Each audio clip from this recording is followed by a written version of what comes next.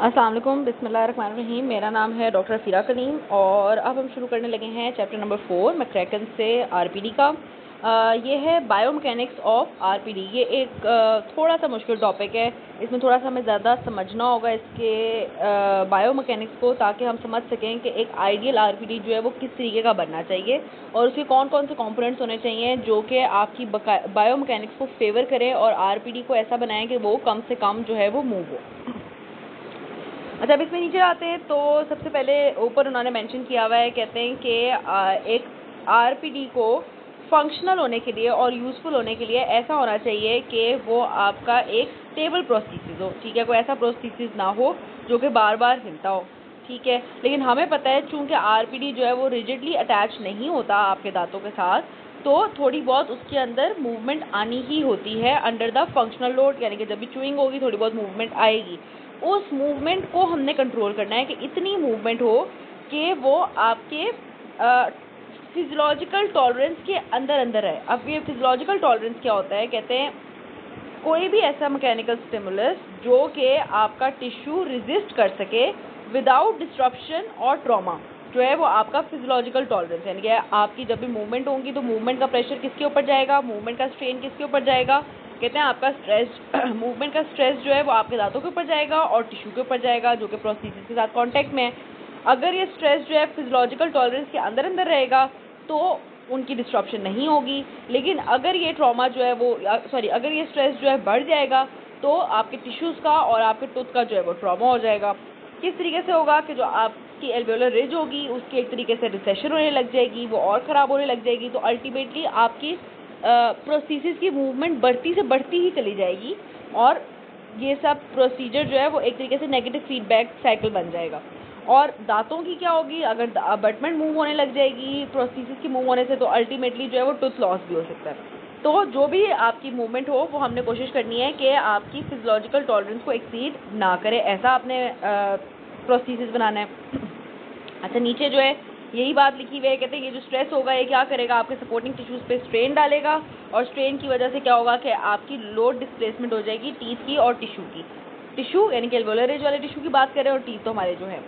अच्छा, नीचे आ गए तो कहते हैं इसलिए हमारा जो इस चैप्टर में गोल है वो ये है कि हम बेसिक बायोमैकेनिकल प्रिंसिपल्स को समझें, यानी कि बेसिक फिजिक्स के उन मैकेनिक्स को समझें जो कि आपके डेंचर बनाने में यूज़ होंगे, ताकि उन बायोमैकेनिकल प्रिंसिपल्स को यूज़ करते हुए हम एक स्टेबल प्रोसेसेस बनाएं। प्लस कहते हैं साथ साथ हमने पेशेंट को ओरल हाइजीन के बारे में भी बताना है, अप्रोप्रिएट प्रोसीजर्स की मेंटेनेंस के बारे में भी बताना है, ताकि हम ऑप्टिमली यूटिलाइज कर सकें अपने इन बायोमैकेनिकल प्रिंसिपल्स को। ऑफकोर्स अगर स्टेबल प्रोसीजर नहीं हिल रहा लेकिन पेशेंट उस डेंचर को सही तरीके से यूज़ नहीं कर रहा, उसकी ओरल हाइजीन को सही से ख्याल नहीं कर रहा, तो अल्टीमेटली नीचे खाना फंसेगा, रिज रिजॉर्प्शन होगी। जब रिज रिजॉर्ब होगी डेंचर मूव होना शुरू हो जाएगा और यही सारे मसले जो है वो नेगेटिव फीडबैक के तौर पर बढ़ने लग जाएंगे। अच्छा, आगे चलते हैं। आगे कहते हैं बायोमैकेनिक्स एंड डिज़ाइन सोल्यूशन। यहाँ पे भी एक इतना छोटा सा सिंपल सा ये टॉपिक है। वही बात दोबारा करते हैं। कहते हैं आरपीडी जो हैं वो हमारे दांतों में हम प्लेस करते हैं और उनको रिमूव करते हैं, इसलिए वो रिमूवेबल आरपीडीज़ हो गए। इसका मतलब क्या हुआ? मतलब ये क्यों है? क्योंकि ये हमारे दांतों के साथ रिजिडली अटैच नहीं होते। जब ये रिजिडली अटैच नहीं होते, थोड़ा बहुत मूव करते हैं अंडर द फंक्शनल लोड, जो कि आपकी मेस्टिकेशन का लोड होता है, उसमें थोड़ा बहुत मूव करेंगे।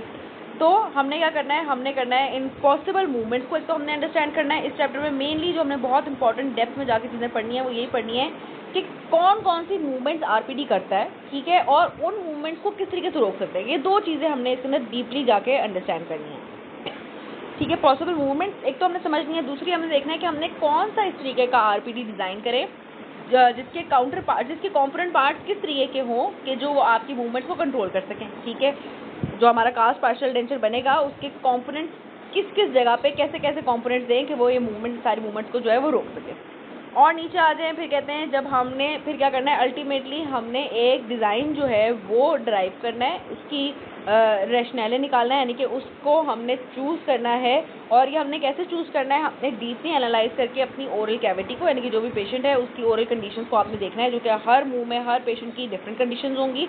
आपने उनको अच्छे से नोटिस करके उस पेशेंट के अकॉर्डिंगली आपने एक स्पेसिफिक डिज़ाइन सोल्यूशन जो है वो ड्राइव करना है कि इस पेशेंट में ये मूवमेंट्स पॉसिबल थी, तो उनको काउंटर पार्ट करने के लिए हमने ये उसके कास्ट पार्शियल डेंचर के अंदर हमने ये सोल्यूशंस देंगे या ये कंपोनेंट्स देंगे कि वो कास्ट पार्शियल डेंचर कम से कम मूव हो, ठीक है। ठीक है, ये यहाँ तक हमारी बात है। अब यहाँ पे एक नीचे बॉक्स आ जाता है, एक सिंपल सा इस सारे टॉपिक को एक्सप्लेन करते हुए ही बॉक्स है कि डिज़ाइन प्रोसेस फॉर आरपीडी, किस तरीके से हम आरपीडी का डिज़ाइन प्रोसेस को लेके चलेंगे। सबसे पहले हमारी नीड क्या है, टीथ रिप्लेसमेंट हमारी नीड है, क्योंकि दांत पेशेंट के नहीं है, पार्शली इडेंचुलस है पेशेंट, एस्थेटिकली बुरा लग रहा है या तो उसको खाने में मसला है, तो ये हमारी नीड हो गई कि नीड आपकी क्या है, आपने दांतों को रिप्लेस करना है। डेफिनेशन ऑफ प्रॉब्लम क्या है, आरपीडी तो हम दे देंगे, वो कोई मसला नहीं है, प्रॉब्लम ये बनती है कि हमने स्टेबल प्रोस्थेसिस देना है कि वो मूव ना करे, ठीक है। तो provision of stable removable prosthesis, ये हमारी प्रॉब्लम है जिसकी हमने सोल्यूशन निकालनी है। ऑब्जेक्टिव क्या है, ऑब्जेक्टिव यही है कि लिमिटेड फंक्शनल मूवमेंट हो with in tooth tissue tolerance, जो हमने पढ़ा फिजियोलॉजिकल टॉलरेंस के अंदर उतनी ही मूवमेंट हो, ज़्यादा ना हो। बैकग्राउंड इन्फॉर्मेशन हमारे पास ये है कि फोर्सेज ऑफ एक्लूजन आरपीडी में पढ़नी ही पढ़नी है, जिसकी वजह से टिश्यू लोड डिस्प्लेसमेंट हो सकती है और ये फंक्शनल ये जो मूवमेंट्स है ये बढ़ सकती हैं, जिसको कम करने के लिए हमने बायोमैकेनिकल प्रिंसिपल्स को यूज़ करना है और हर यूनिक माउथ के अकॉर्डिंगली हमने एक रिमूवेबल पार्शियल डेंचर डिज़ाइन करना है, जिसके कॉम्पोनेंट्स पार्ट्स आपने ऐसे लगाने हैं कि वो उन मूवमेंट्स को कंट्रोल करें, ठीक है। ये आपके पास एक बेसिक इन्फॉर्मेशन है जिसके अकॉर्डिंगली आपने अपना आरपीडी जो है वो डिज़ाइन करना है। Ultimately choice of solution for application, जिसके अंदर कहते हैं कि आप कौन कौन से आरपीडीज दे सकते हैं, कहते हैं बेस्ड ऑन योर एक्सपीरियंस, जितना आपने पढ़ा है अपनी टेक्स्ट बुक वगैरह में, जो आपने कॉन्सेप्ट लर्न किए हैं, जो प्रिंसिपल्स लर्न किए हैं, उन सबको मद्देनजर रखते हुए आपने कोई भी एक पेशेंट को आरपीडी प्रिस्क्राइब करना है जिसके काउंटर पार्ट्स ऐसे हों, जिसके कॉम्पोनेंट पार्ट्स ऐसे हों जो मूवमेंट को रेजिस्ट करवाएं, ठीक है। ये होगी यहाँ तक हमारी बात। अच्छा, फिर अब हमारे पास आती हैं बायोमैकेनिकल कंसिडरेशंस। इसके अंदर कहते हैं जो भी आपके आरपीडी के सपोर्टिंग स्ट्रक्चर्स होते हैं, जैसे कि हमें पता है अबटमेंट कीज और रेजिडुअल रिज, इनके ऊपर फोर्सेस पढ़नी है। ये स्ट्रक्चर्स उन फोर्सेस को कितना रेजिस्ट कर सकेंगे, ये डिपेंड करता है 5 फैक्टर्स के ऊपर। नंबर 1, किस टाइप की फोर्सेस पढ़नी है, ठीक है। नंबर 2, कि क्या ड्यूरेशन और इंटेंसिटी है उन फोर्सेस की। नंबर 3, उन दांतों की या इम्प्लांट्स की जिसके ऊपर वो प्रोस्थेसिस रखा हुआ है, या उस म्यूकोजा की जिसके ऊपर वो प्रोस्थेसिस रखा हुआ है, क्या कैपेसिटी है कि वो उन फोर्सेस को रेजिस्ट कर सके, ठीक है। नंबर 4, क्या मटेरियल यूज़ किया है, क्या एप्लीकेशन इन्फ्लुएंसेस आपने यूज़ किए हैं आरपीडी की फॉर्म में जो कि उन सारी फोर्सेस को डिस्ट्रीब्यूट करें। फॉर एग्जांपल, अगर आपकी डिस्टल एक्सटेंशन प्लेट जो है वो बहुत वाइडली म्यूकोजा के ऊपर फैली हुई है, तो उसके अंदर क्या होगा कि वो ज़्यादा सरफेस एरिया के ऊपर वो फोर्सेस डिस्ट्रीब्यूट हो रही होंगी, तो उनका अफेक्ट रिड्यूस हो जाएगा, ठीक है। लेकिन अगर वो बहुत ही छोटे से एरिया पे कंसंट्रेटेड होगी डिस्टल एक्सटेंशन प्लेट, तो क्या होगा, उसका अफेक्ट उसी छोटे एरिया में ज़्यादा पड़ रहा होगा, वहाँ से रेज जो है वो ज़्यादा एब्जॉर्ब हो रही होगी। तो आपका डेंचर की भी एप्लीकेशन जो है वो इसके अंदर देखी जा रही है कि वो आपके टिश्यूज़ उस फोर्सेस को किस तरीके से रेजिस्ट कर रहे हैं। और नंबर 5 कि रेजिस्टेंस चेंजेस कैसे आ रहे हैं ओवर टाइम। जैसे मैंने अभी आपको पहले बताया कि अगर आपकी एल्वेओलर रिज जो है विद टाइम रिजॉर्व होने लग जाती है क्योंकि आपने गलत डिज़ाइन दिया हुआ है या मूवमेंट बहुत ज़्यादा हो रही हैं, तो अल्टीमेटली क्या हो रहा है, आपकी रेजिस्टेंस जो है वो चेंज हो रही है, यानी कि कम होती चली जा रही है विद टाइम डेंचर की यूज़ करने से, ठीक है। ये हमारे 5 फैक्टर्स हो गए जो कि बताएंगे कि आपकी टिश्यूज़ उन अप्लाइड फोर्सेस को किस तरीके से कितनी हद तक रेजिस्ट कर सकता है। आगे चलते हैं, कहते हैं अगर हम सिर्फ इन फोर्सेस की बात करें तो इन फोर्सेस के 4 फैक्टर्स होते हैं। एक, फोर्सेस किस डायरेक्शन से लग रही हैं, फोर्सेस कितनी ड्यूरेशन की लग रही हैं, किस फ्रीक्वेंसी से यानी कि कितनी बार आती हैं और क्या मैग्नीट्यूड है उन फोर्सेस का, ठीक है। आगे चलते हैं, कहते हैं सबसे इम्पॉर्टेंट पॉइंट जो हमारी इन फोर्सेस को रेजिस्ट करने के लिए आएगा हमारे टिश्यू की तरफ से और हमारे दांतों की तरफ से, वो होगा बोन का। बोन हर जगह बहुत इंपॉर्टेंट है, दांतों के लिए भी और आपके एल्वेओलर रिज के लिए भी। दांतों में कहते हैं कि जो भी आपकी एल्वेओलर बोन होती है वो आपके प्रोस्थेसिस को सपोर्ट प्रोवाइड कर रही होती है by the way of periodontal ligament, यानी कि फॉर एग्जांपल हम अगर नीचे आ जाएं इसके अंदर, आपका अगर दांत है, ये आपका दांत है, हम यहाँ पे देख सकते हैं कि जो भी इसके ऊपर से आके वर्टिकल फोर्सेस लगेंगी वो डिस्ट्रीब्यूट हो जाएंगी आपके पीडियल के अंदर, ठीक है। और पीडियल से वो कहाँ जाएंगी, आपकी ये सारी एल्वेओलर बोन के अंदर चली जाएंगी। तो अगर एल्वेओलर बोन स्ट्रांग है तो ये जो सारी फोर्सेस आपकी पीडियल के थ्रू आपकी बोन के अंदर जा रही हैं वो अच्छे से एब्जॉर्ब हो सकेंगी। और दूसरी फॉर्म में कहते हैं आपकी एल्वेओलर रिज के नीचे भी क्या ही है, आपकी बोन है, ठीक है। वहाँ पे अगर बोन स्ट्रांग होगी, बोन की रिजॉर्प्शन नहीं हुई भी होगी, तो आपकी ये सारी फोर्सेस जो है वो अच्छे से एब्जॉर्ब हो सकेंगी और आपका जो डेंचर है वहाँ पे स्टेबल रह सकेगा, ठीक है। ये हो गई दूसरी पॉइंट हमारा इंपॉर्टेंट जो कि था हमारी बोन का।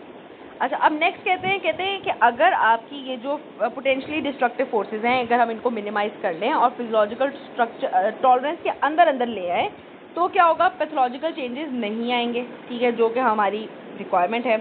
फर्दर कहते हैं जो फोर्सेज आनी होती हैं रिमूवेबल पार्शियल डेंचर पे, अगर तो वो वाइडली डिस्ट्रीब्यूटेड और डायरेक्टेड है, तो अगेन आपका जो आरपीडी का डिज़ाइन है ये अफेक्टिव होगा और ये एक अप्रोप्रिएट डिज़ाइन होगा, क्योंकि वो उन फोर्सेज को किसी एक स्पेसिफिक एरिया पे डायरेक्ट नहीं कर रहा, बल्कि उन फोर्सेज को वास्ट एरिया में डिस्ट्रीब्यूट कर रहा है, जिसकी वजह से उन फोर्सेज का इतना अफेक्ट नहीं रह जाएगा, ठीक है। अच्छा, नीचे आते हैं, कहते हैं अब हमने देखना है कि जो भी आपने आरपीडी डिज़ाइन करना है उसमें मैकेनिकल कंसिडरेशंस को आप किस तरीके से इन्वॉल्व कर रहे होते हैं। कहते हैं आप सिंपल मैकेनिकल प्रिंसिपल्स यहाँ पे अगर समझना है कि फॉर एग्जांपल एक पेन का बॉक्स है, ठीक है, और इस पेन के बॉक्स के ऊपर एक लिड प्रेजेंट है, ठीक है। अब इस लिड को, यानी कि एक टिन की बात तो कर रहे हैं, अब इस लिड को एक स्क्रू ड्राइवर से खोलना जो है वो आसान है, क्योंकि स्क्रू ड्राइवर लंबा होता है। आप इस स्क्रू ड्राइवर को यहाँ पे फंसाएंगे और यहाँ से आप फोर्स डालेंगे नीचे की तरफ स्क्रू ड्राइवर की, तो यहाँ से ये लिड जो है आपका ऊपर की तरफ ओपन हो जाएगा, ठीक है। लेकिन अगर यही लिड आप खोलने की कोशिश करते हैं with the help of a dollar, यानी कि एक कम लेंथ वाली चीज़ से, ठीक है, तो डॉलर का ये इतना सा साइज़ होगा, तो यहाँ पे जब आप कोशिश करेंगे इसको इस तरीके से खोलने की, तो यहाँ पे आपको बहुत ज़्यादा प्रेशर डालना पड़ेगा कि वो आप उस लिड को खोल सकें, ठीक है। ये एक सिंपल हमने फिजिक्स का लिवर का मैकेनिज्म जो है यहाँ पे पढ़ा है। यही मैकेनिज्म जो है, लिवर का मैकेनिज्म जो है, वो कहते हैं आपकी distal extension removable partial denture के अंदर भी यूज़ हो रहा होता है, कि इन केस आपकी डिस्टल एक्सटेंशन जो है वो बहुत बड़ी है और आपकी टर्मिनल अबटमेंट के साथ वो जुड़ी हुई है, तो उस केस के अंदर क्या होगा कि आपकी टर्मिनल अबटमेंट के ऊपर फोर्सेस लगेंगी और आपकी टर्मिनल अबटमेंट जो है वो ऊपर की तरफ आएगी। ये यहाँ पे इन्होंने एक लेवर की ही एक चीज़ दिखाई है। खैर अभी हम लेवर में बड़ी डिटेल में जाएंगे, सिर्फ हम उस एग्जाम्पल को समझ रहे हैं जो भी हमने ऊपर पढ़ी है, कि ये आपका एक डिस्टल एक्सटेंशन प्लेट है।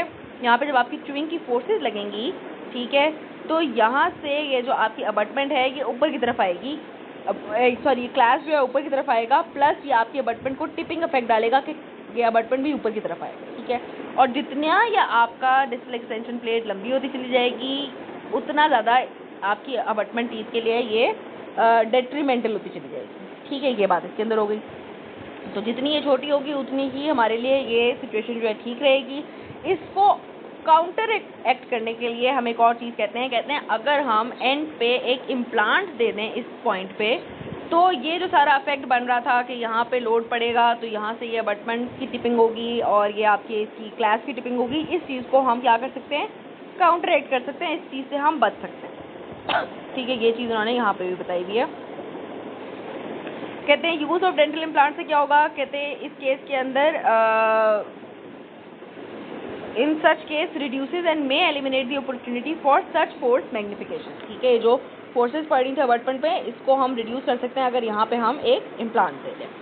नेक्स्ट कहते हैं इम्प्लांट की इम्पैक्ट क्या है on the movement of partial denture. वही बात जो ऊपर की हुई है वही बात यहाँ पे नीचे कर देंगे। कहते हैं इम्प्लांट्स जो है वो आपकी मूवमेंट को कंट्रोल करने के लिए बहुत ज़्यादा बेनिफिशियल होते हैं। वो आपको तीनों तरह के प्रोस्थेसिस के फंक्शन प्रोवाइड कर सकते हैं, जैसे कि सपोर्ट, रिटेंशन और स्टेबिलिटी। लेकिन सबसे ज़्यादा जो इम्प्लांट्स आपको फ़ायदा देते हैं वो आपकी स्टेबिलिटी में देते हैं। ड्यूरिंग च्यूइंग आपको स्टेबिलिटी प्रोवाइड करते हैं आपके इम्प्लांट्स, और आपकी कैनेडी की क्लास 1 और 2 आर्चेज में जो भी ये रोटेशन हो रही होती है, ये भी जो हमने देखी, ये कैनेडी की क्लास 1 और 2 ही हो सकती है, जिसके अंदर डिस्टल एक्सटेंशन प्लेट थी। क्लास 1 में दोनों साइड पे होती हैं, क्लास 2 में सिर्फ एक साइड पे होती है। तो ये जो कैनेडी की क्लास 1 और 2 के अंदर ये जो रोटेशन होनी थी आपकी अबटमेंट की, जब आपके डेंचर के ऊपर फोर्स आनी थी, इसको हम मिनिमाइज कर सकते हैं जब हम इम्प्लांट्स देते हैं, ठीक है। ये यहाँ तक हमारी बात होगी। अब आगे चलते हैं सिंपल मैकेनिक्स पे, जिसके अंदर हमने फिजिक्स के कुछ मशीन्स पढ़नी है और उन मशीन्स को हमने देखना है कि वो हमारे आरपीडी में किस तरीके से यूज़ हो रही होती हैं। अच्छा, अब इन सिंपल मशीन्स में हमने simply 6 type of simple machines के नाम पढ़ने हैं। कहते हैं मशीन्स जो हैं वो इन जनरल 2 कैटेगरीज के अंदर डिवाइड हुई हुई होती हैं। एक होती हैं आपकी सिंपल मशीन्स और एक होती हैं आपकी कॉम्प्लेक्स मशीन्स। जो कॉम्प्लेक्स मशीन्स होती हैं वो आपकी सिंपल मशीन्स का ही कॉम्बिनेशन होती हैं, ठीक है। और सिंपल मशीन्स कौन सी हैं? 6 आपकी सिंपल मशीन्स हैं, जिनको हम नीचे यहाँ पे देख लेते हैं। नंबर 1 हमारे पास आ जाता है लिवर, ठीक है। लिवर सबसे ज़्यादा डेंचर्स में बन रहा होता है और ये बहुत ज़्यादा डेट्रीमेंटल होता है, इसलिए हमने इसको अवॉइड करना है अपने डेंचर्स में बनाना। दूसरा वेज टाइप है, इस वेज को भी हमने अवॉइड करना है अपने डेंचर्स में। तीसरा है इंक्लाइन प्लेन। ये तीनों जो हैं ये ऐसी मशीन्स हैं जिनको हमने अवॉइड करना है कि हमारे डेंचर के अंदर ये मैकेनिक्स ना डेवलप हो, क्योंकि ये अगर मैकेनिक्स डेवलप होती हैं तो ये अल्टीमेटली हमारे टिश्यू को और दांतों को डैमेज करती हैं। उसके अलावा 3 और सिंपल मशीन्स हैं, एक होता है आपका स्क्रू, एक है पुली और आपका 6 है आपका व्हील एंड एक्सेल। तो यहाँ पे हमने देख लिया सिंपली इन 6 मशीन्स के नाम, और हमने कहा है कौन सी हमने मशीन सिंपल मैकेनिक्स को अवॉइड करना है, कौन इन आरपीडी वो हो गया लिवर, वेज और आपका इंक्लाइन पे। अच्छा आगे चलते हैं। अच्छा कहते हैं जो सिंपलेस्ट फॉर्म ऑफ लिवर है, अब लिवर यहाँ पे सबसे ज़्यादा इंपॉर्टेंट है, क्योंकि लिवर बहुत ज़्यादा बन रहा होता है और उसको किस किस तरीके से हमने अवॉइड करना है, कैसे कॉम्पोनेंट्स देके, वो हमने सबसे ज़्यादा यहाँ पे पढ़ना है। ठीक है, तो लिवर की हम इन डेप्थ जाएंगे और ये आपको बड़े अच्छे से समझना है। अच्छा लिवर होता क्या है, लिवर की अगर हम डेफिनेशन देखें तो कहते हैं लिवर जो है वो एक रिजिड बार होती है जो कि eight somewhere along its length एक पॉइंट पे सपोर्टेड होती है। ठीक है, अब जिस पॉइंट पे भी ये एक रिजिड बार जो है वो सपोर्टेड होगी, उस पॉइंट को हम नाम दे देते हैं फल्क्रम का।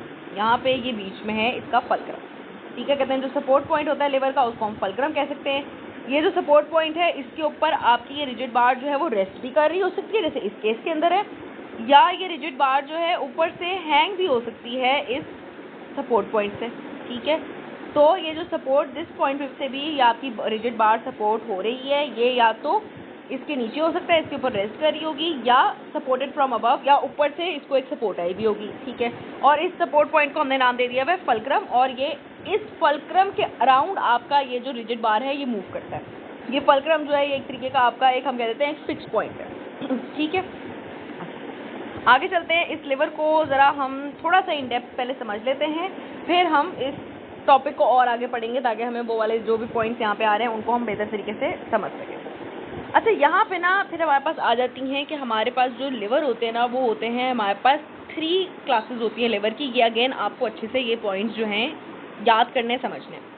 फर्स्ट क्लास लिवर वो है जो कि अभी हमने पढ़ा, जिसके अंदर फल्क्रम बीच में है, एक साइड पे एफर्ट है, एक साइड पे लोड है। अच्छा अब जो भी आपका लिवर होता है ना उसके अंदर क्या हो रहा होता है, बीच में तो हमने बता दिया आपको एक फल्क्रम है। ठीक है, अब उसकी इसको हम बताते हैं, ये फॉर एग्जांपल आपकी एक रिजिड बार है, ये आपकी क्या है फल्क्रम है। ठीक है, अब एक साइड पे हम लोड डालेंगे, ठीक है एक साइड पे हम एफर्ट डालेंगे जो कि हमारा काम होगा जिसको हम मूव करा रहे होंगे, और दूसरी साइड पे होगा लोड या रेजिस्टेंस।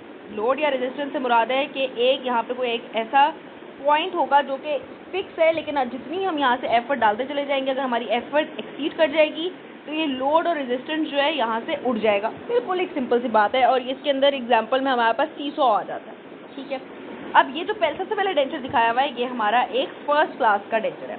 अच्छा अभी ये जो फर्स्ट क्लास लिवर होता है ना ये सबसे ज़्यादा डेट्रीमेंटल है हमारे किसी भी डेंचर में। तो जहाँ पे भी फर्स्ट क्लास लिवर बन रहा हो आरपीडी में, हमने उसको कोशिश करनी है कि हम उसको सेकंड या थर्ड क्लास बना दें। ठीक है, थर्ड क्लास नहीं बना पाते लेकिन हमने कोशिश करनी है हम उसको सेकंड बना दें।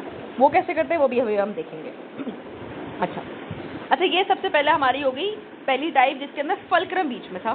ठीक है, अब इस एग्जाम्पल के अंदर क्या है, फल्क्रम यहाँ पे है आपकी रेस्ट, एक्लूजल रेस्ट। ठीक है, इस दांत के ऊपर यहाँ मीडियल पॉइंट पे डिस्टल साइड पे यहाँ पे एक एक्लूजल रेस्ट आई हुई है, और आपका रेजिस्टेंस क्या है यहाँ पे, या जिसको हम लोड भी कह रहे होते हैं, यहाँ पे हम इसको रेजिस्टेंस कह रहे हैं, आर्ट से मेंशन किया हुआ है, वो हमारा है क्लैस्प। ठीक है, जो कि आपके अबटमेंट के अंदर जा रहा है और ये आपकी मूवमेंट को रेजिस्ट कराने के लिए यहाँ पे प्रेजेंट है, इसलिए इसको हमने कह दिया ये आपका जो क्लैस्प है ये क्या हो गया, आपकी रेजिस्टेंस हो गई। अब जब यहाँ से एफर्ट बढ़ेगी तो क्या होगा, रेस्ट तो आपका एक कौन सा पॉइंट है, रेस्ट तो आपका एक फिक्स पॉइंट है। ठीक है, तो ये क्या करेगा, यहाँ से इस क्लैस्प के आर्म को ऊपर की तरफ मूव करवाएगा।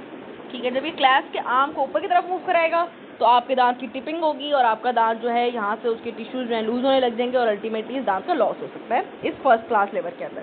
इसकी एग्जांपल में था सीसॉ, और ये वाला हमारा डेंचर आ गया जिसके अंदर बीच में फल्क्रम है। फल्क्रम क्या है, फल्क्रम है हमारे पास एक्लूजल रेस्ट जो कि डिस्टल साइड पे है, रेजिस्टेंस यहाँ पे क्लैस्प की फॉर्म में आई हुई है, और एफर्ट जो है वो हमारी ऊपर से च्यूइंग की फोर्सेज हैं जो कि इस डिस्टल एक्सटेंशन पे पड़नी है।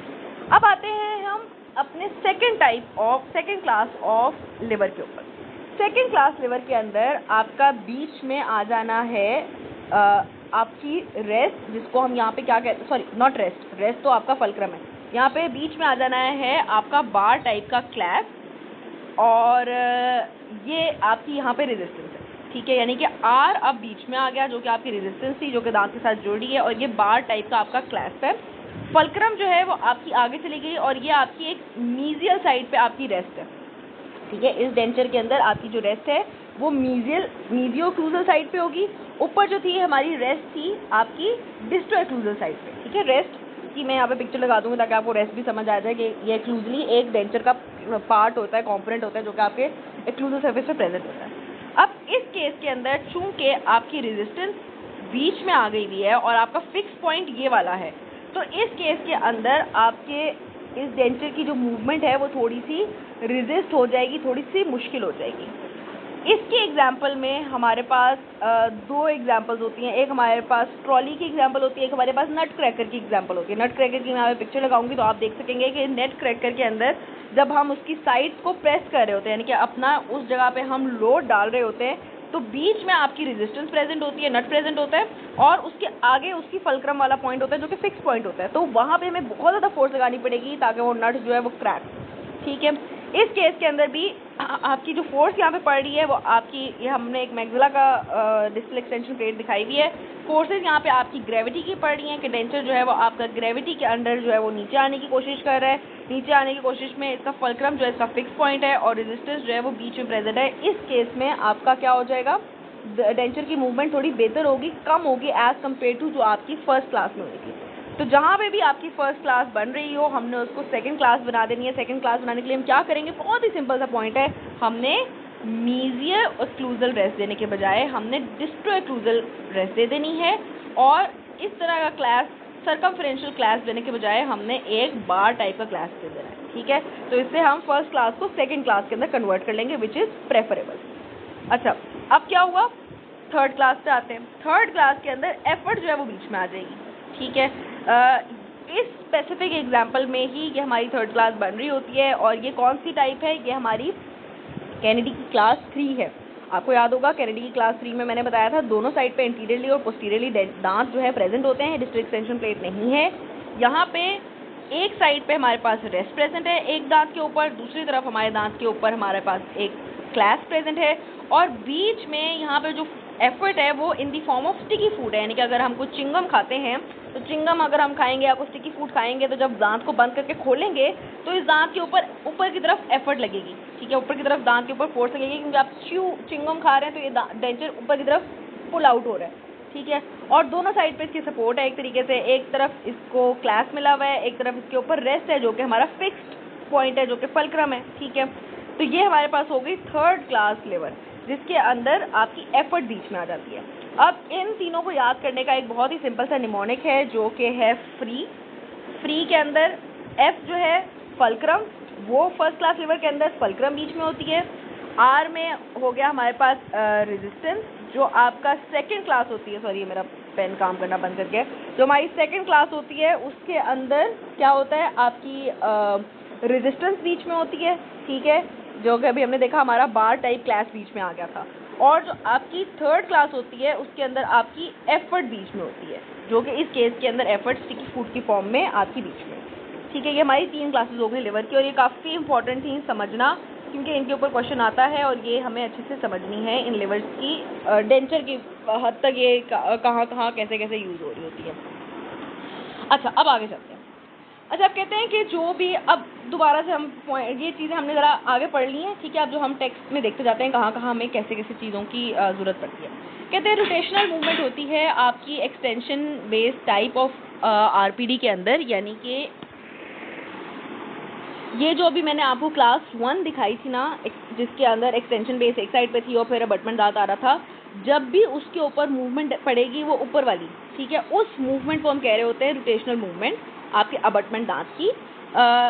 जब भी आपके एक्सटेंशन बेस के ऊपर से फोर्सेज आएंगी, ये कह रहे हैं फिगर 4.3 में दिखाया हुआ है, ये वही क्लास 1 लेवल की बात कर रहे हैं यहाँ पर। ठीक है, कहते हैं ये जो आपका डेंचर है ये मेनली 3 प्लेन्स के अंदर मूव होना होता है। इन प्लेन्स को भी हम आगे जाकर डिटेल में समझते हैं। तो कहते हैं आपने ऐसे सपोर्ट करेक्टरिस्टिक्स देने हैं अपने अबटमेंट टीथ के ऊपर कि वो उन फोर्सेस को रेजिस्ट करें, उन फोर्सेस में ना मूवमेंट है। ठीक है, अच्छा, कहते हैं इवन दो जो एक्चुअल डेंचर की मूवमेंट होती है वो स्मॉल होती है, लेकिन अगर एक लिवर बन जाता है तो लिवर की वजह से वो फोर्सेस अबटमेंट टूथ पे मैग्नीफाई होकर जा रही होती है, जो कि अभी हमने देखा कि लिवर की फॉर्म में अभी ऊपर भी हमने देखा कि अगर एक्सटेंशन बेस बहुत ज़्यादा बड़ी हो गई तो अबटमेंट टूथ के ऊपर ज़्यादा फोर्स जाएगी, तो वहाँ पे हम कह रहे थे कि हम एक एंड पे क्या दे दें, एक रिजिड स्ट्रक्चर दे दें। ठीक है, अगेन इस चीज़ को यहाँ पे बात करते हैं, कहते हैं कैंटिलीवर बीम सपोर्ट जो है वो सबसे ख़राब होती है जो कि फर्स्ट क्लास लिवर के अंदर बन रही होती है। कैंटिलीवर का मतलब होता है कि सिर्फ एक साइड पे सपोर्ट है, दूसरी साइड पे कोई सपोर्ट नहीं है, जो कि हमारी डिस्टल एक्सटेंशन प्लेट्स के अंदर बन रही होती है। सिर्फ एक साइड पे अबटमेंट दांत होता है, दूसरी साइड पे कुछ नहीं होता। तो कैंटिलीवर सबसे ज़्यादा खतरनाक होता है। कहते हैं कैंटिलीवर को कोशिश करनी चाहिए कि आप उसको अवॉइड करें। किस तरीके से अवॉइड करेंगे कि अगर आप डेंटल इम्प्लांट्स दे देंगे तो आप इन कैंटिलीवर्स को अवॉइड कर सकते हैं, क्योंकि दूसरी साइड पे भी एक रिजिड स्ट्रक्चर आ जाएगा नीचे। इसी बात को दोबारा वो कर रहे हैं। कहते हैं द मोस्ट एफिशिएंट मीन्स क्या है कि आप लिवर के पोटेंशियल इफेक्ट्स को अवॉइड करें, कि आप एक रिजिड एलिमेंट जो है वो अनसपोर्टेड एंड पे दे दें, ताकि जो मूवमेंट है वो अलाउ ही ना हो, डिसअलाउ हो जाए। जो एफर्ट लग रही थी टेंचर बेस के ऊपर नीचे की तरफ क्लास 1 में, वो तब नहीं लगेगी जब वहाँ पे भी एक रिजिड स्ट्रक्चर होगा जो कि इन दी फॉर्म ऑफ आप डेंटल इम्प्लांट्स दे सकते हैं। ठीक है, ये एक ही बात को हमने रिपीट किया है और हमने इसको समझ लिया। अच्छा, फिर कहते हैं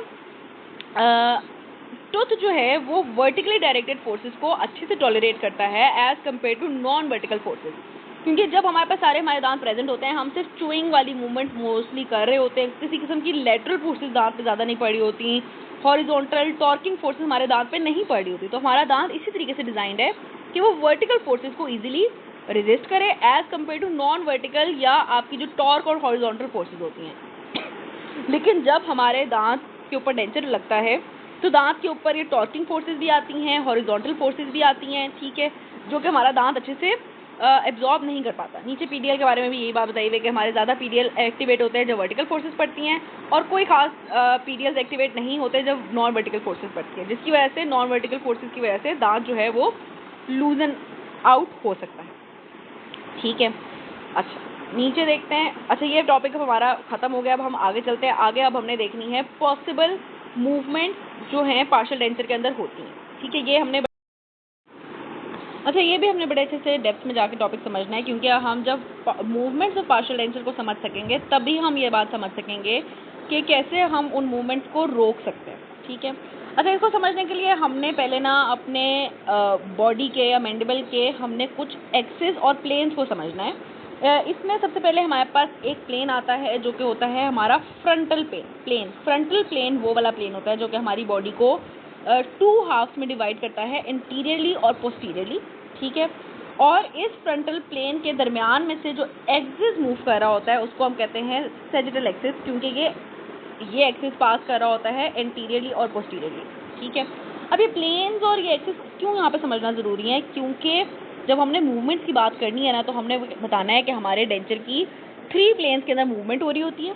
ठीक है, और वो जो 3 प्लेन्स के अंदर मूवमेंट हो रही होती है वो हमेशा किसी एक्सिस के अराउंड हो रही होती है। ठीक है, तो हर प्लेन का एक एक्सिस होगा और वो एक्सिस उसके बिल्कुल परपेंडिकुलर होगा। तो जब भी हमने उसकी मूवमेंट की बात करनी है तो हमने उसकी मूवमेंट उस प्लेन में उस एक्सिस के अराउंड करनी है। ये बात थोड़ी भी और आगे जाके समझ आएगी, लेकिन पहले हम सिर्फ 3 प्लेन्स और 3 एक्सिस देख लेते हैं।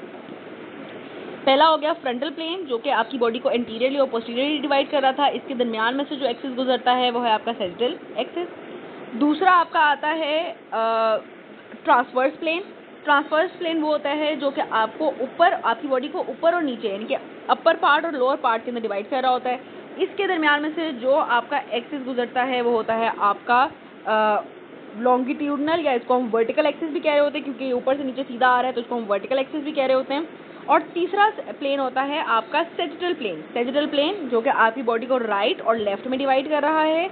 इसके दरमियान में से जो एक्सिस गुजरता हुआ जा रहा है वो आपका है ट्रांसवर्स एक्सिस, क्योंकि ये हॉरिजॉन्टली गुजर रहा है, इसको हम हॉरिजॉन्टल एक्सिस भी कह सकते हैं। ठीक है, अच्छा इसी चीज़ को अब हम देखते हैं अपने मैंडिबल में।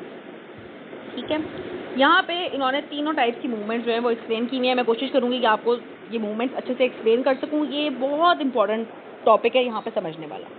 सबसे पहला प्लेन यहाँ पे जो ए से जिसको उन्होंने मार्क किया हुआ है वो है हमारे पास सैजिटल प्लेन। सैजिटल प्लेन मैंने आपको बताया आपकी बॉडी को राइट और लेफ्ट में डिवाइड कर रहा था।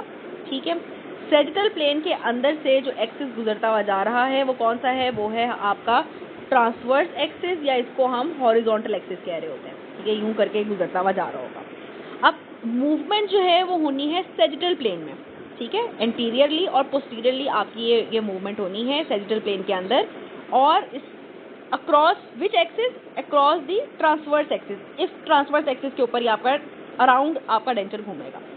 अब ये सैजिटल प्लेन में मूवमेंट किस तरीके की हो रही होती है? सैजिटल प्लेन में मूवमेंट कुछ इस तरीके की हो रही होगी, क्योंकि ये एंटीरियर पोस्टीरियर है ना, ये आपका सैजिटल प्लेन, यहाँ पे मूवमेंट भी कुछ ऐसी होगी। एंटीरियर पोस्टीरियर से मुराद ये है कि आपका डेंचर कभी आपकी इस रिज से उठेगा, यहाँ से उठेगा और अपनी इस रेस्ट वाले एरिया के अंदर धंस जाएगा, एंटीरियरली आगे चला जाएगा, रिज से अवे जाएगा, रेस्ट वाले पॉइंट के अंदर जाएगा, या इस रेस्ट वाले पॉइंट से उठेगा और रिज के अंदर चला जाएगा, ठीक है।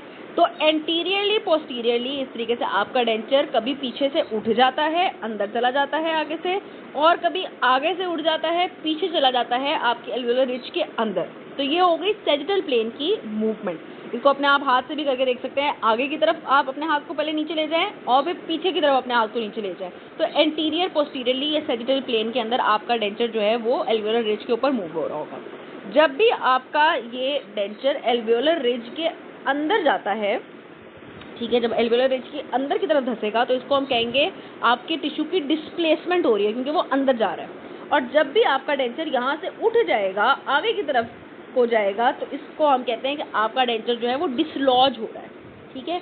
ये हो गई हमारी पहली टाइप की मूवमेंट, जो कि हो रही थी एंटीरियर पोस्टीरियरली एल्वियोलर रिज के अवे या into the alveolar ridge sagittal plane के अंदर।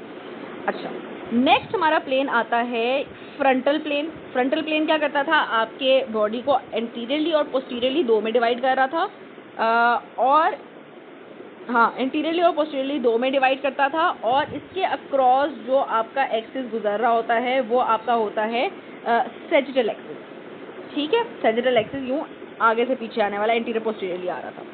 अच्छा, अब यहाँ पे जो मूवमेंट होगी आपकी, अब चूंकि ये एक्सिस इस तरीके से गुजरता हुआ जा रहा है, मीजियो डिस्टली आप देख सकते हैं, ये आपका एक्सिस गुजर रहा है, यहाँ पे जो मूवमेंट है वो भी मीजियो डिस्टली होनी है, यानी कि आपका डेंचर यहाँ से इस तरफ को उठेगा, ठीक है, पूरा, या कभी इस डायरेक्शन में उठेगा, कभी दूसरी तरफ जाएगा, ठीक है। अब इसको एग्जैक्टली हम ये समझ सकते हैं कि आपका जो डेंचर है यहाँ पे कभी कभार जो है इस साइड से अगर हम बात करें तो इस साइड से लिंगुली आने लग जाता है और इस साइड से बकली जाने लग जाता है। ऑफ कोर्स अगर इस साइड से आपकी एक्सटेंशन प्लेट जो है अंदर की तरफ आ रही है तो इस साइड से आपकी एक्सटेंशन प्लेट बाहर की तरफ निकल रही होगी, ठीक है। ऑपोजिट करें तो आपकी यहाँ से अगर एक्सटेंशन प्लेट लिंगुली आती है, इस तरफ को आ रही है, ठीक है, तो यहाँ से आपकी जो एक्सटेंशन प्लेट है वो बकली जा रही होगी, यानी कि आगे की तरफ निकल रही होगी, ठीक है।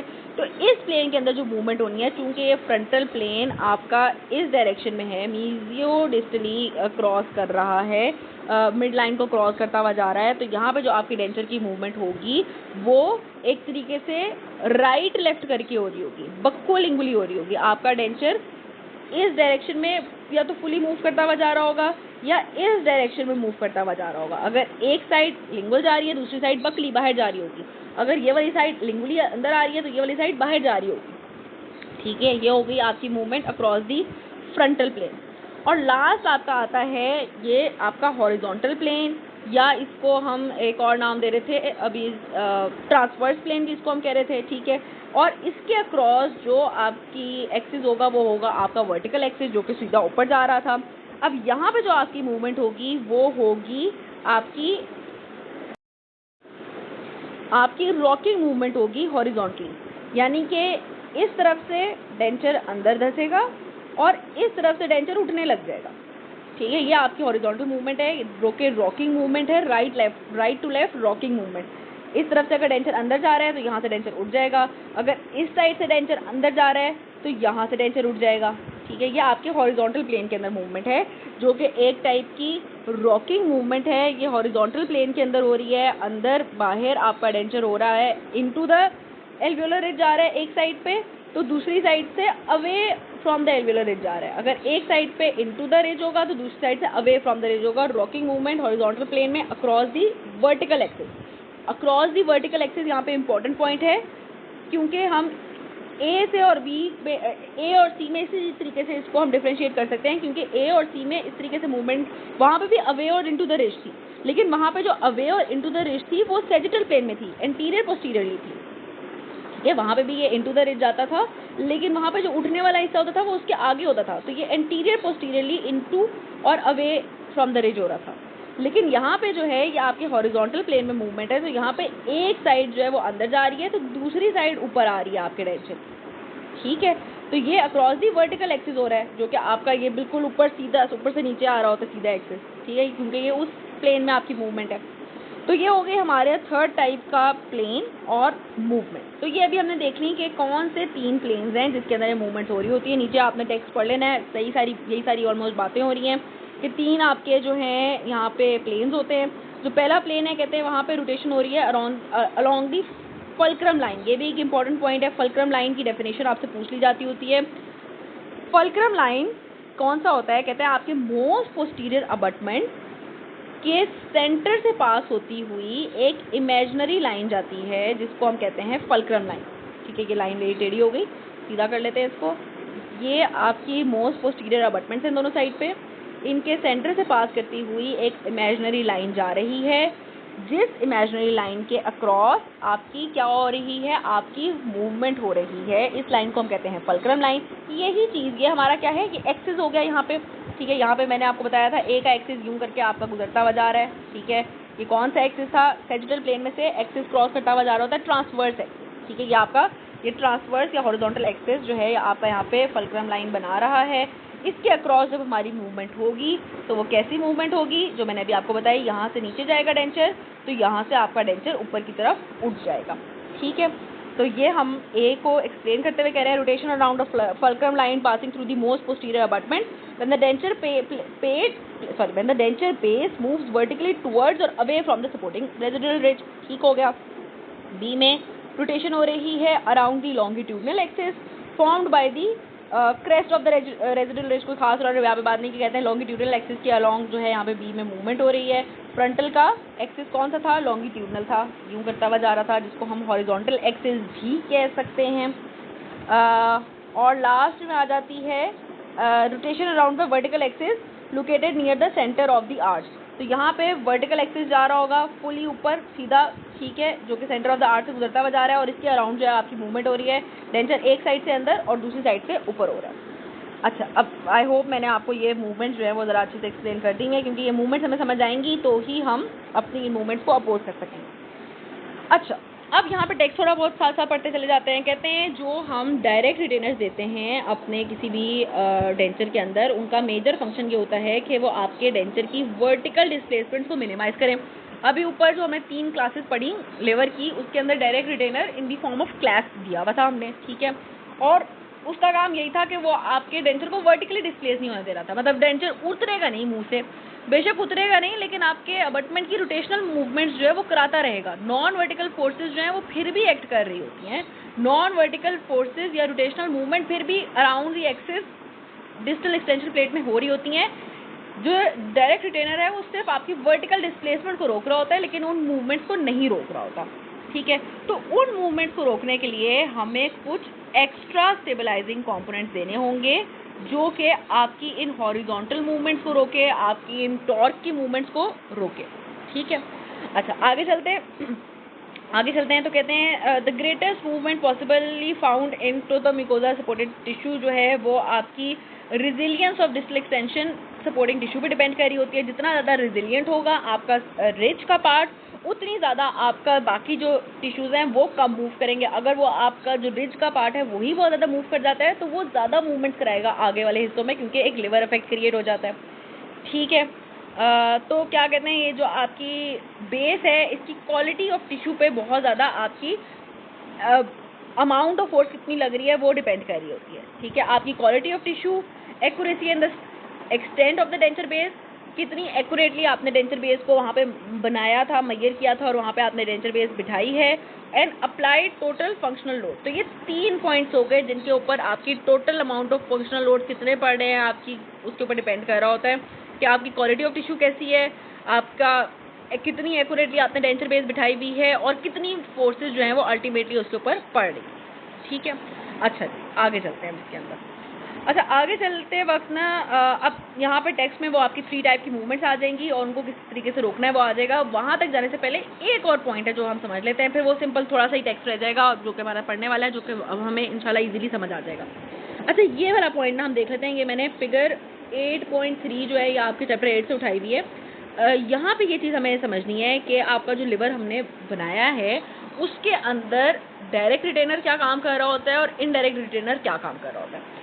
ए के अंदर अगर हम देखें तो ए के अंदर तो उन्होंने हमें एक सिंपल टाइप का लिवर दिखाया हुआ है जिसके अंदर उन्होंने बताया हुआ है कि फल्क्रम कितनी लोड के पास होगी, कितनी एफर्ट के पास होगी, कितनी फोर्स के पास होगी तो आपकी लोड पे कितना अफेक्ट आ रहा होगा। ठीक है, बड़े सिंपल अल्फाजों में समझते हैं। कहते हैं अगर आपका जो फल्क्रम है वो आपकी फोर्स यानी कि एफर्ट, यहाँ पे फोर्स जो है वो आपकी एफर्ट है, आपकी एफर्ट के पास है तो क्या होगा, तो ये होगा कि आप, और इस केस के अंदर उन्होंने दिखाया हुआ है कि आपकी जो फल्क्रम है वो फिक्स्ड नहीं है। ठीक है, अगर आपकी फल्क्रम फिक्स्ड नहीं है और बिल्कुल फोर्स के पास है तो क्या होगा, अगर नीचे से फोर्स पड़ेगी तो आपका ये डेंचर जो है, डेंचर नहीं, हम इसको लिवर ही समझते हैं, जो आपकी ये जो बीम है ये आपकी फल्क्रम से अवे हो जाएगी, उठ जाएगी क्योंकि फिक्स नहीं थी। अब अगर बीच में होगी और फिर इसके ऊपर एफर्ट पड़ेगी तो क्या होगा, अगेन आपका ये फल्क्रम जो है यहाँ से उठ जाएगा। ठीक है, और लास्ट में ये है कि अगर आपकी एफर्ट जो है वो बिल्कुल ही किसके पास होगी, रेजिस्टेंस के पास होगी, और दूसरी साइड पे क्या आ रहा होगा, यहाँ पे अगर आपकी यहाँ से फोर्स ऊपर की तरफ पड़ेगी तो अब क्या होगा, इस केस के अंदर आपकी जो बीम है वो आपकी फल्क्रम के साथ लगी रहेगी लेकिन स्टिल उठ जाएगी। ठीक है, ये एक केस हुआ। हमारे लिए इम्पोर्टेंट है ये सी वाला केस। सी वाले केस के अंदर ये होता है, सब कुछ वैसा का वैसा ही है, लेकिन अब आपने क्या किया, अब आपने यहाँ पे फल्क्रम को फिक्स कर दिया अपने किसके साथ, अपनी इस रिजिड बेस के साथ। और फिक्स हम किस फॉर्म में कर रहे होते हैं, डायरेक्ट रिटेनर्स की फॉर्म में हम यहाँ पे अपनी फल्क्रम को यहाँ पे हम फिक्स कर रहे होते हैं। ठीक है, तो फल्क्रम जो है वो हमने एक डायरेक्ट रिटेनर की फॉर्म में यहाँ पे अपने अपनी एक्सटेंशन बेस के, सॉरी अपने डेंचर के साथ हमने यहाँ पे फिक्स कर दिया। अब इस केस में क्या है, कहते हैं जब जब फोर्स पड़ेगी नीचे की तरफ या फोर्स पड़ेगी ऊपर की तरफ तो आपका ये जो एक्सटेंशन प्लेट है ये मूव तो करेगी लेकिन उतनी मूव नहीं करेगी जितनी बी के केस में करी थी, और इस पॉइंट से फिक्स भी रहेगी। ठीक है, अब अगर हमने इस चीज़ को भी अवॉइड करना है तो हमें क्या करना होगा, हमें इस साइड पे जो आपकी वो वाली साइड है जो जहाँ पे एफर्ट नहीं पड़ी, जो आपकी रेजिस्टेंस वाली साइड है, दूसरी वाली साइड है। ठीक है, उस साइड पे अब हम दे देंगे एक इनडायरेक्ट रिटेनर।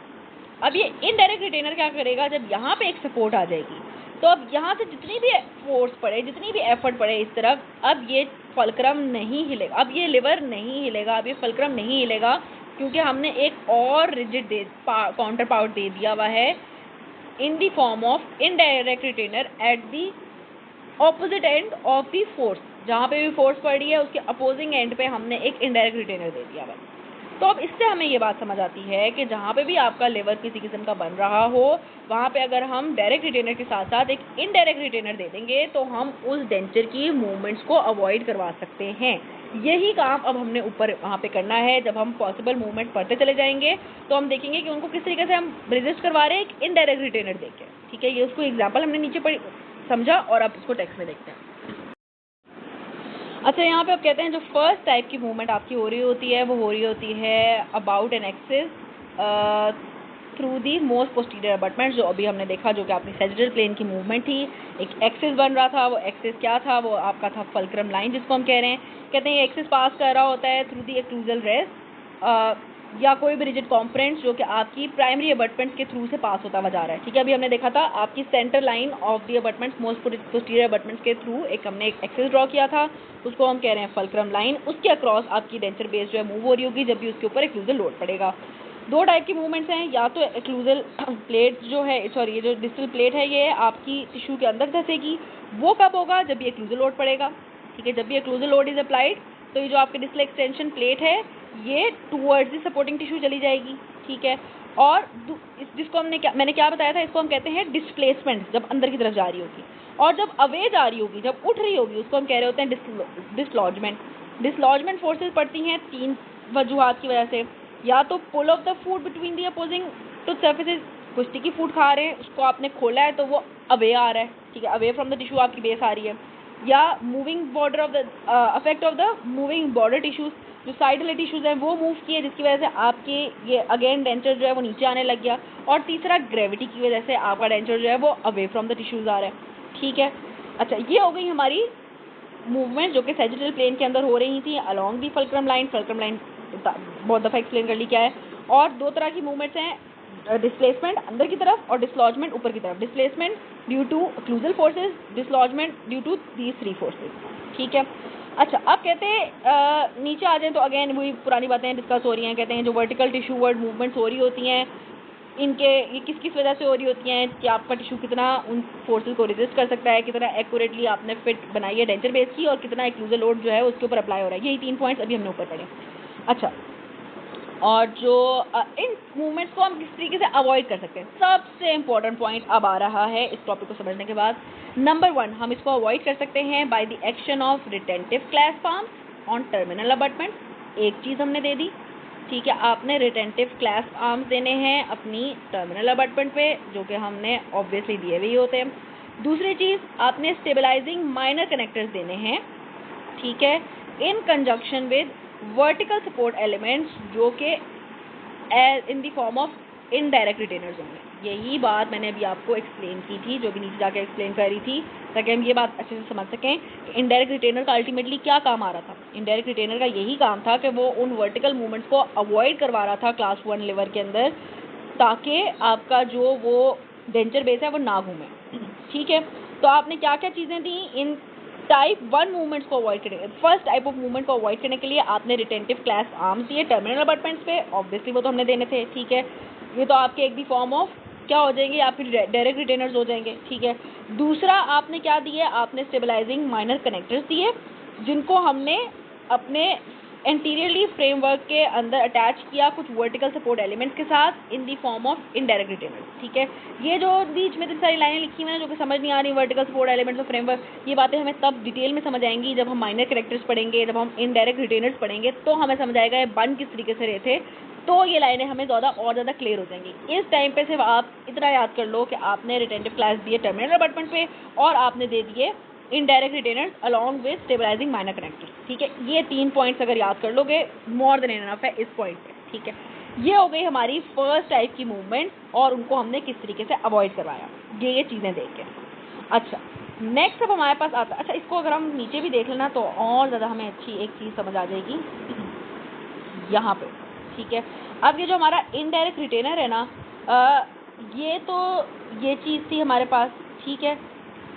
ये तो था आपका, एक सेकेंड, ये जो चीज़ थी ये ऊपर जो आ रही है ये आपकी एक्लूजल रेस्ट थी, ठीक है। उसके अलावा ये आपका था यहाँ पे बार टाइप का क्लास जो कि आपका रिटेनर था, और ये भी आपका यहाँ पे एक बार टाइप का क्लास है जो कि आपका रिटेनर है, ठीक है, डायरेक्ट रिटेनर है ये वाला। अब चूंकि यहाँ पे मूवमेंट इस तरीके से होनी थी, एंटीरियर पोस्टीरियरली होनी थी, हमने यहाँ पे ये एक मीडियल एक्लूजली एक इनडायरेक्ट रिटेनर दे दिया। ये जो चीज़ यहाँ पे लगी हुई है ना, ये हमारी एक इनडायरेक्ट रिटेनर है। अब इससे ये होगा कि जब आपका डेंचर आगे की तरफ उठने लगेगा, इंटीरियर पोस्टीरियरली जो इसने उठना था वो नहीं उठ पाएगा, क्योंकि इस तरफ आपने एक इनडायरेक्ट रिटेनर दे दिया था, ठीक है। ये आपने ये किनाइन के ऊपर ना ये एक इनडायरेक्ट रिटेनर, सॉरी प्रीमोलर के ऊपर आपने यहाँ पे एक इनडायरेक्ट रिटेनर बिठा दिया हुआ है, जिसकी वजह से ये आगे की तरफ नहीं जा पा रहा, नहीं जा पाएगा। तो ये हमने अपनी अवॉइड करवाया है अपनी फर्स्ट टाइप की मूवमेंट को। फिर आता है, कहते हैं सेकंड टाइप की मूवमेंट जो होती हैं, जो कि आपकी लॉन्गिट्यूडनल एक्सिस के अंदर थी, आपके फ्रंटल प्लेन में ये हो रही थी आपकी रोटरी डायरेक्शन में मूवमेंट। आपकी जो डिस्टल एक्सटेंशन प्लेट थी ये रोटेट हो रही थी, मैंने आपको बताया। एक साइड से बकली निकल जाएगी तो दूसरी साइड से लिंगुली अंदर की तरफ आ रही होगी, राइट लेफ्ट मैंने आपको बताया था अभी। दूसरी साइड से अगर बकली जा रही होगी तो एक तरफ से लिंगुली अंदर आने लग जाएगी, ठीक है। इन मूवमेंट्स को प्रिवेंट किया जाता है by the rigidity of major and minor connector to resist the torque. ये बड़ा ही सिंपल है, ये वाला सबसे सिंपल है और इजी है। अच्छा, मेजर कनेक्टर क्या होता है? मेजर कनेक्टर यहाँ पे हमारा बीच वाला वो वाला हिस्सा होता है जो कि आपकी डेंचर बेस की एक साइड को दूसरी साइड के साथ कनेक्ट कर रहा होता है। इतना सिंपल सी जैसे नाम है वैसा काम है। मेजर कनेक्टर आपके डेंचर बेस की एक साइड के पार्ट को दूसरे साइड के पार्ट से कनेक्ट कर रहा है। माइनर कनेक्टर आपके मेजर कनेक्टर को बाकी सारे हिस्सों से कनेक्ट कर रहा है, ठीक है। मेजर कनेक्टर एक साइड को दूसरी साइड से, और माइनर कनेक्टर बाकी सारे हिस्सों को मेजर कनेक्टर से कनेक्ट कर रहा होता है। ठीक है, अच्छा ये बात होगी। अब इसके अंदर क्या हो रहा था, इसके अंदर ये हो रहा था कि आपकी इस मूवमेंट में डेंचर प्लेट एक तरफ से लिंगुली आ रही है तो दूसरी तरफ से बकली निकल रही है, रोटेट कर रही है। ठीक है, अब अगर आपकी यहाँ से माइनर कनेक्टर जो है वो रिजिड नहीं होगा तो ये मूवमेंट हो जाएगी, लेकिन अगर आपका मेजर कनेक्टर और माइनर कनेक्टर यहाँ पे रिजिड होंगे, फिक्स्ड होंगे, तो इस मूवमेंट को वो प्रिवेंट करवाएंगे। ठीक है, कि ये डेंचर यूं करके मूव ना करे, क्योंकि मेजर कनेक्टर के बीच में आपके ये प्रेजेंट होते हैं। ठीक है, तो इसको प्रिवेंट कराने के लिए हमने क्या प्रोवाइड करना है, हमने रिजिड मेजर कनेक्टर्स प्रोवाइड करने हैं। यहीं पे यहाँ पे बता रहे हैं, कहते हैं can be resisted primarily by the rigidity of major and minor connector and the ability to resist torque. फिर कहते हैं अगर आपके जो कनेक्टर्स हैं वो रिजिड नहीं हैं और उनके दरम्यान में कोई स्ट्रेस ब्रेकर लगा हुआ है, तो उससे क्या होगा कि अनड्यू स्ट्रेस पड़ेगा और आपकी सपोर्टिंग रिज पे, और उससे क्या होगा कि आपकी डेंचर बेस की हॉरिजॉन्टल शिफ्टिंग होने लग जाएगी। उनके बीच में रिजिड था ही नहीं कनेक्टर, तो आपकी डेंचर बेस मूव हो रही थी राइट टू लेफ्ट, बकली या लिंगुली। अच्छा, ये हमने रेजिस्ट करा दी अपनी सेकंड टाइप की मूवमेंट। नेक्स्ट आते हैं अपनी अब थर्ड टाइप की मूवमेंट पे। तो थर्ड टाइप की कहते हैं जो मूवमेंट है वो हो रही होती है along the imaginary vertical plane. ठीक है, और इसके अंदर क्या हो रहा था कि आपका डेंचर राइट साइड से अगर इनटू द टिश्यू जा रहा है तो लेफ्ट साइड से ऊपर उठ जाता था, और अगर लेफ्ट साइड से इनटू द टिश्यू जा रहा है तो राइट साइड से ऊपर उठ जाता था। ठीक है, ये वर्टिकल प्लेन में अक्रॉस ये इस तरह की मूवमेंट्स हो रही थी। इनको रोकने के लिए आपने क्या देना है, कहते हैं it can be resisted by stabilizing components such as reciprocal clasp arm and minor connectors that are in contact with the tooth surface. तो दो चीज़ें देनी है। अभी के लिए इनके नाम याद करेंगे, किस तरीके से काम करेंगी, जब इनके चैप्टर्स आएंगे तो बड़े अच्छे से हमें बातें सारी समझ आएंगी। एक तो हमने दे दी है stabilizing components in the form of reciprocal clasp arm. हमारे ना दो क्लैस्प आर्म्स होते हैं, एक होते हैं हमारे रिटेंटिव क्लैस्प आर्म और एक होते हैं हमारे पास रेसिप्रोकल क्लैस्प आर्म। ठीक है, रिटेंटिव क्लैस्प आर्म्स जो हैं वो हमारे वो होते हैं जो कि हम नॉर्मली दे रहे होते हैं, जो कि हमारे हाइट ऑफ कंटोर से नीचे घुसे हुए होते हैं, हमारे दांत की हाइट ऑफ कंटोर के नीचे अंदर आए हुए होते हैं। और रेसिप्रोकल क्लैस्प आर्म्स वो होते हैं जो हमारी इस हाइट ऑफ कंटोर के ऊपर रह रहे होते हैं। ठीक है, तो हम इस तरह के स्टेबलाइजिंग कंपोनेंट्स देंगे, प्लस हम माइनर कनेक्टर्स देंगे जो कि आपकी इस मूवमेंट्स को रेजिस्ट करवाएं। ठीक है, आगे कहते हैं such stabilising components are essential to any partial denture regardless of the manner. ठीक है, देने ही देने। स्टेबलाइजिंग कंपोनेंट्स जो एक साइड ऑफ द आर्च पे होंगे वो उस आर्च को स्टेबलाइज करेंगे ताकि आपका जो डेंचर है वो हॉरिजॉन्टल फोर्सेस जब भी उसके ऊपर अप्लाइड हो तो अपोजिंग साइड से उठ ना जाए। ठीक है, इट इज ऑब्वियस कि rigid connectors must be used to make this effect possible. Plus आपने रिजिड माइनर कनेक्टर्स देने, स्टेबलाइजिंग कंपोनेंट्स और रिजिड माइनर कनेक्टर्स देंगे ताकि आपका डेंचर अगर एक साइड पे फोर्सेस पड़ रही हैं, सिर्फ यूनिलैटरल फोर्सेस पड़ रही हैं, तो दूसरी साइड से उठ ना जाए। ठीक है, ये हो गई हमारी थर्ड टाइप ऑफ मूवमेंट को प्रिवेंट कराने के लिए हमारा काम। कहते हैं हॉरिजॉन्टल फोर्सेस आती कब है, हॉरिजॉन्टल फोर्सेस तब आएंगी जब आपको some degree of lateral stress आएगा ड्यूरिंग मैस्टिकेशन। ये तब आएगा जब आपकी जो दांत हैं वो इक्वल नहीं है। इक्वल से मुराद है यानी कि ऊपर नीचे सेम दांत प्रेजेंट नहीं है, ऊपर कोई दांत प्रेजेंट है, नीचे उसके काउंटर पार्ट्स नहीं प्रेजेंट। तो जब काउंटर पार्ट्स नीचे नहीं प्रेजेंट होते ना तो आपकी लेटरल फोर्सेस जनरेट होती हैं ड्यूरिंग मैस्टिकेशन, क्योंकि आप मुंह ज़्यादा चबा के खाते हैं, ज़्यादा हिला के खाते हैं ताकि आप नेचुरल दांतों के ऊपर ही बाइट करें। बेशक ऊपर का सेंट्रल इंसाइजर ऊपर का जो केनाइन है वो नीचे वाले सेकंड प्रीमोलर के पास आप लेके आ रहे होते हैं, क्योंकि नीचे केनाइन और फर्स्ट प्रीमोलर नहीं है। ठीक है, तो आपकी ज़्यादा लेटरल फोर्सेस पड़ती हैं। प्लस ड्यूरिंग ब्रुक्सिज्म, क्लेंचिंग और अदर पेशेंट हैबिट्स की वजह से जब आप ज़्यादा लेटरल स्ट्रेसेस डालते हैं तो ये हॉरिजॉन्टल फोर्सेस बनती हैं, जिसकी वजह से ये हॉरिजॉन्टल मूवमेंट होती है जब डेंचर एक तरफ से अंदर और दूसरी तरफ से ऊपर आ रहा होता है। कहते हैं दीज फोर्सेज आर एसेंट्रेड by failure to consider the orientation of the occlusal plane. आपका एक्लूजल प्लेन नॉर्मल नहीं था, आपके मेल पोजीशन टीथ थे आर्च के अंदर, एबनॉर्मल जॉ रिलेशनशिप था, तो ये आपकी फोर्सेस पड़ती हैं। इनको हमने कम करना है कैसे कि आपने लेटरल इंटरफेरेंसेस को ख़त्म करवाना है, मिनिमाइज करवाना है ताकि आपके लेटरल स्ट्रेसेस जो है वो ना क्रिएट हों, और जितने भी क्रिएट हों इनको हमने कम से कम करने की कोशिश करनी है by the effect of the stabilizing components. ठीक है, स्टेबलाइजिंग कंपोनेंट्स देके हमने कोशिश करनी है कि ये इफेक्ट्स जो हैं वो हम उनको कम से कम करें और उनको रिड्यूस करें। अच्छा, अब इसके अंदर भी अगर हम एक दफ़ा डायग्राम में देख लें तो मैं देख लेती हूँ कुछ, अगर मैं अच्छा यहाँ पे ये जो कंपोनेंट्स इन्होंने दिए हैं मैंने रेस्ट की फॉर्म में, ठीक है, ग्लूजल रेस्ट की फॉर्म में, ये हमारे क्या हो रहे होते हैं, ये हमारे स्टेबलाइजिंग कंपोनेंट्स हैं।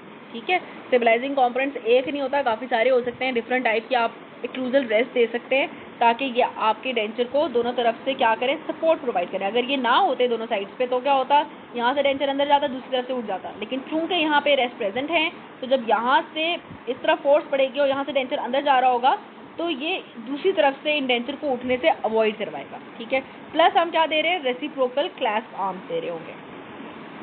अच्छा, अब इस लास्ट पार्ट ऑफ टेक्स्ट के अंदर जो है ऊपर वाले टेक्स्ट की ऑलमोस्ट समरी ही है, यहाँ से भी हम इसको एक दफ़ा पढ़ लेते हैं। कहते हैं ये जो आपके टूथ सपोर्टेड पार्शियल डेंचर्स होते हैं इनकी टूवर्ड्स द बेस मूवमेंट को प्रिवेंट करवाती है। कास्ट पार्शियल डेंचर का कौन सा स्ट्रक्चर, रेस्ट। ठीक है, रेस्ट चूंकि ऊपर यहाँ पे दांत के ऊपर प्रेजेंट होती है, ये रेस्ट चूंकि यहाँ पे हमारे डेंचर के ऊपर प्रेजेंट होती है तो ये आपकी जब भी यहाँ पे एक्लूजल रोड पड़ेगा तो इस डेंचर प्लेट को अंदर धंसने से रोकेगी, towards the denture plate base जाने से, टुवर्ड्स दी एल्वियोलर रिज जाने से ये ऊपर वाली रेस्ट इसको रोकती है।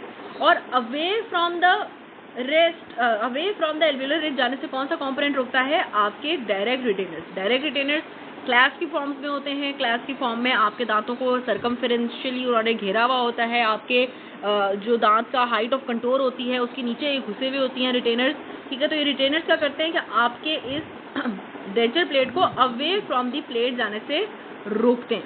ठीक है, तो towards the denture base, towards the residual ridge जाने से रोकेंगी रेस्ट, अवे जाने से रोकेंगी आपके डायरेक्ट रिटेनर्स, प्लस साथ साथ हम दे देंगे यहाँ पे rigid minor connected stabilizing components जो के होते हैं आपके इनडायरेक्ट रिटेनर्स। ठीक है, इनडायरेक्ट रिटेनर्स का चैप्टर पढ़ेंगे ना तो वहाँ पे हम देखेंगे कि इनडायरेक्ट रिटेनर्स जो है वो कोई भी चीज़ हो सकती है जो इनडायरेक्टली आपके डेंचर को रिटेन कर रही होती है। वो माइनर कनेक्टर्स भी हो सकते हैं, वो कुछ स्टेबलाइजिंग कंपोनेंट्स वगैरह भी हो सकते हैं। तो आपने क्या देना है, at each end of the edentulous arch आपने रिजिड माइनर कनेक्टर्स भी देने हैं in the form of indirect retainers जो कि आपकी इस away from the residual ridge जाने के आपकी इस डेंचर प्लेट को रोके।